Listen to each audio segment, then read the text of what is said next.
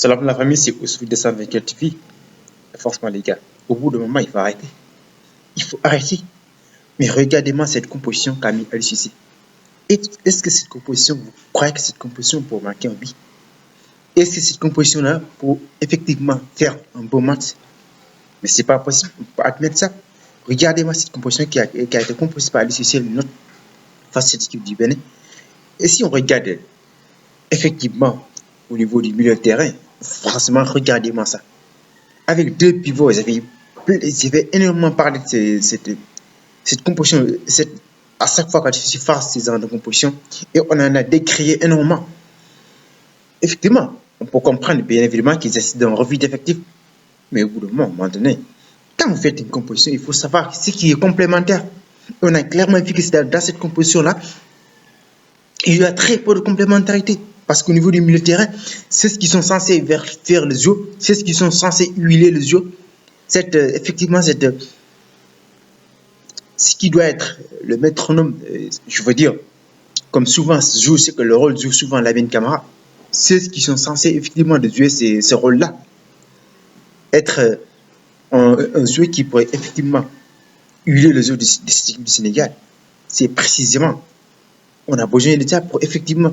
D'autant plus que tu joues avec un adversaire qui joue plus grand et qui joue défensif, qui joue effectivement avec des blocs bas, avec un bloc bas.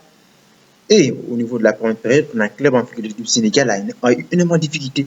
Parce que simplement, si on regarde le jeu de cette équipe du Sénégal, on sait qu'on ne peut pas y avoir, il n'y a aucune créativité au niveau du milieu de terrain.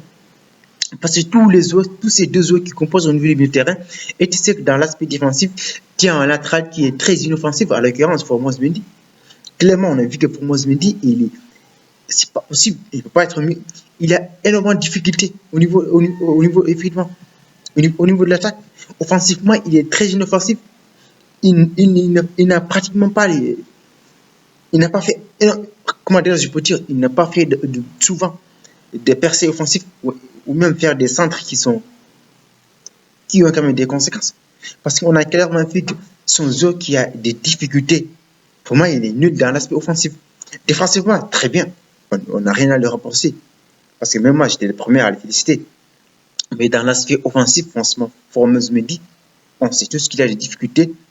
Et si tu veux revoir tout ton effectif, effectivement, au niveau du militaire, cette composition-là, on peut s'attendre à ce que face, même si avec ces deux-là pivots, à l'occurrence, Nampalys Mendy et Idrissa Gueye, tu peux choisir un d'entre eux pour l'associer avec peut-être Rassoul Ndiaye, tu veux vraiment le mettre. Peut-être ça pourrait donner beaucoup plus de mouvement au niveau du milieu de terrain. On peut comprendre parce que au niveau de la créativité, on a énormément eu de problèmes. Et n'oublie pas, avec une équipe en face qui joue en bloc bas, avec des transitions qui peuvent prétendre à ce qu'il laisse des espaces derrière toi pour jouer. Et on a vu que le Sénégal a eu une bonne difficulté, ce qui est à l'origine parce qu'on a cadré ne serait-ce qu'en simple tir. Le Sénégal a été incapable de cadrer un simple tir en première période parce que c'est pas possible. Les attaquants sont obligés de venir jusqu'à la moitié, je ne dis même pas au milieu, hein, jusqu'à la moitié de notre surface pour effectivement et bien évidemment décrosser, comme on avait souvent Boulaye Dia et Habib Diallo aussi, parce qu'ils ont énormément de difficultés. S'il y a dû clairement au système qu'a mis à l'UCC, parce que c'est pas possible, on ne peut pas jouer dans ce genre de conditions, on ne peut pas effectivement être beaucoup plus productif. Au niveau du militaire, il y a quand même énormément de problèmes. Et ce n'est pas le seul problème. Hein. Mais au niveau de la traduction aussi, forcément désolé, je suis vraiment désolé, mais au bout d'un moment, il faut quand même le dire. Nicolas Ismaël Jacob, pour moi, il est catastrophique actuellement. Et ça, c'est des satisfactions pour moi, depuis qu'il est à l'équipe nationale sénégalaise, pour moi, c'est une satisfaction. C'est bien évidemment au niveau effectivement de l'aspect défensif. Défensivement, il n'y a rien à le rapprocher. Honnêtement, on n'a rien à le rapprocher. Mais hier, il était catastrophique à ces deux niveaux-là. Dans l'aspect défensif et offensivement, tout ce qu'il entreprend, surtout dans l'aspect offensif, c'est tellement nul. Et le pire dans tout ça, c'est que j'ai l'impression qu'il joue toujours avec un système de 3. Parce que ce que j'ai vu, cette composition que je vous ai montrée, c'est Sport qui a mis, mais on a joué avec une composition 4-4-2. Et souvent, lui, il pense qu'on joue toujours avec un système 3 défenseurs, 4 au milieu et 3 en attaque. Et ce qui est diamétralement différent de ça, on a vu avec Formose Menez avait dit que le système doit absolument être un système 3 défenseurs, comment dire, 4 défenseurs. On est obligé de jouer son système 4-3-3. Et lui, précisément, Jacobs, il a clairement des difficultés. Et le plus pire dans tout ça, c'est qu'il oublie souvent faire des replis défensifs. Et il a énormément créé des problèmes à Moussa Niakate. On a clairement vu qu'il était en difficulté, Niakate, parce qu'il est obligé de couvrir effectivement les lacunes que laisse Jacobs derrière lui. Franchement, les statistiques du Sénégal, je n'en reviens pas du tout. Si on essaie de trouver effectivement, des certitudes, je veux dire, on a à gauche, je pense que avec effectivement Jacobs, précisément avec l'absence de Salicius, parce qu'on sait que Salicius, il est pour moi, jusqu'à présent, on n'a pas trouvé un remplaçant idéal qui peut avoir les mêmes rendements que lui. On n'a toujours pas trouvé.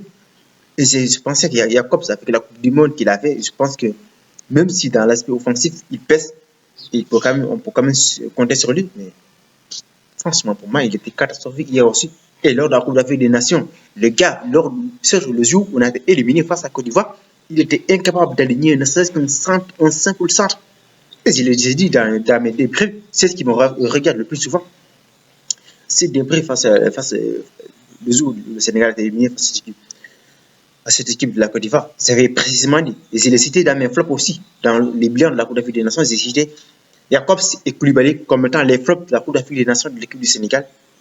Et précisément, on a clairement vu Ismaël Jacobs, tout ce qu'il entreprend dans l'aspect offensif, franchement, tout est nul. Et hier, pour moi, l'équipe du Sénégal a des difficultés parce que le Sénégal, comme je l'ai dit, le Sénégal, souvent, la force du Sénégal, c'est souvent les ailes. Et si les ailes sont bloquées, on a souvent du mal. Avec l'absence d'Ismaël Assar, on a clairement vu qu'il y a des difficultés. Et au niveau de l'entrejeu, au niveau du corps de jeu, on a des difficultés parce que Sadio Mané, pour moi, il est resté statique. Il a clairement aussi eu du mal à trouver des ballons. Et du jeu dans le 2 derniers, ils l'ont serré. Cette équipe béninoise fait un bloc bas. Et pour verrouiller ces blocs bas, il faut quand même des automatismes. Il faut quand même un joueur qui est capable d'huiler le jeu au niveau du milieu de terrain. Et on est incapable. Parce que ceux qui sont souvent l'habitude de faire, c'est par Matarsa et les Camara. Ils sont sur le bas. Effectivement, on a fait un refit effectif, mais si vous faites ça à un moment donné, il faut quand même trouver des complémentarités. Parce que ce qui était la difficulté de l'UCC, il a eu du mal à trouver des complémentarités au niveau du milieu de terrain. Parce qu'avec ces deux milieux pivots qu'il a mis, à l'occurrence par Matarsa, à l'occurrence Garnaquet et Nampalis, ils ont du mal à faire des passes avec des transitions rapides. Parce que ce ne sont pas des joueurs qui sont faits pour ces rôles-là. On en a besoin si tu les associes. Si tu veux qu'il y ait beaucoup plus de créativité, il faudra quand même les associer au niveau du milieu de terrain pour qu'il y ait beaucoup plus de créativité. Associé avec quelqu'un d'autre, peut-être Arsoulou Ndiaye, peut-être. Et aussi Habib Diarra, pour moi, le seul pour moi qui a fait un match correct, même si ce n'est pas un match fantastique, mais quand même, lui, il était quand même satisfaisant, Habib Diarra, parce qu'il a fait un très bon match. Il a fait un match correct au niveau de la 13e. S'il est associé où qu'il le met, parce que souvent j'ai l'impression qu'il joue comme étant un latéral gauche, latéral droit, parce qu'il permet énormément avec l'autre là. Et il a laissé un boulevard au niveau du milieu de terrain. C'est lui qui doit, pour moi, c'est lui qui doit censé jouer un rôle de créateur au rôle du numéro 10 qui pourrait vraiment huiler le jeu, qui pourrait vraiment être la part tournante de l'équipe, parce qu'avec ces deux derrière eux, il y aura des pivots. Mais il a laissé carrément Nampalis comme milieu défensif et Garnaquet et Habib Diarra comme relais. On a vu que ça a été une difficulté. Ils ont eu du mal à créer, à faire des passes de cacher les lignes. Ils ont eu des difficultés à faire ça. C'était ça la difficulté de l'équipe du Sénégal hier. Et cette équipe béninoise, fort heureusement, ce n'est pas une équipe qui est beaucoup plus forte ça dans l'aspect offensif, parce que sinon, on aurait pu crever. Parce qu'ils ont eu des occasions France en point inférieur. Avec ces poteaux ratés qu'ils ont eu et cette pénalité ratée énorme. franchement, si c'était Edouard Mendy, ils ont battu. Et s'ils marquent en cet instant, le Sénégal aura des difficultés à revenir dans le match parce que simplement, ils vont paniquer. On a des difficultés. On a vu que dans le jeu, le Sénégal tourne autour de cette équipe au bloc, mais on est incapable de trouver des transitions, des passes lumineuses au niveau du milieu pour trouver nos attaquants. Parce qu'eux, ils sont obligés de venir de crosser pour jouer le match. Franchement, Alice Cissé, si on le dit, vous dites qu'on le critique, mais pour moi, Alice Cissé, sa manière de faire, sa manière de composer, il y a souvent des difficultés. Il a souvent quand même des problèmes parce que simplement, la manière dont il compose son équipe, c'est ça le problème, c'est qu'il pose problème.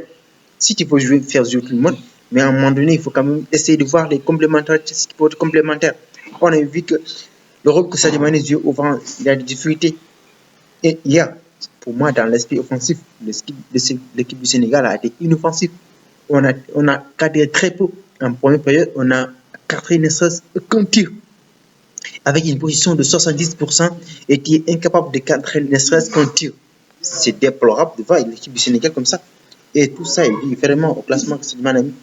Je suis désolé, mais si on crée à l'issue, on a quand même bien des raisons de critiquer parce que ce classement qu'on a eu, c'est pas du tout une composition qui peut avoir quand même des rendements conséquents. C'était ça. Effectivement, bon, avec le temps, on a quand même eu. Mais ce qui m'a fait un peu mal, c'est l'entrée d'Amara Diop. Tout le monde, on attendait à ce qu'il soit titulaire, au minimum titulaire. Et il n'a même pas joué ne serait-ce qu'une trentaine de minutes. Al-Sissi l'a mis en fin de match. Ou pendant que ces mêmes joueurs qui ont les mêmes âges que lui font des dégâts dans des grandes équipes, dans les grands clubs européens, à l'occurrence Lamine Yamal, Enrique hier. Ils ont tous fait des matchs stratosphériques avec l'équipe nationale.